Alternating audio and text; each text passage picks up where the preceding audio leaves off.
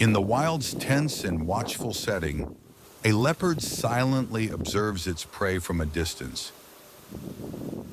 It spots a jackal engrossed in hunting birds, completely unaware of the lurking danger nearby. The leopard quietly moves into a patch of tall grass, where a large fallen, rotting log provides perfect cover.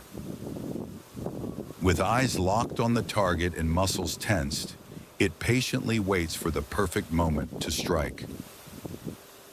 Once the jackal is within range, the leopard explodes out of hiding with lightning speed, capturing its prey with deadly precision. In the end, the unfortunate jackal becomes a satisfying meal for the top predator.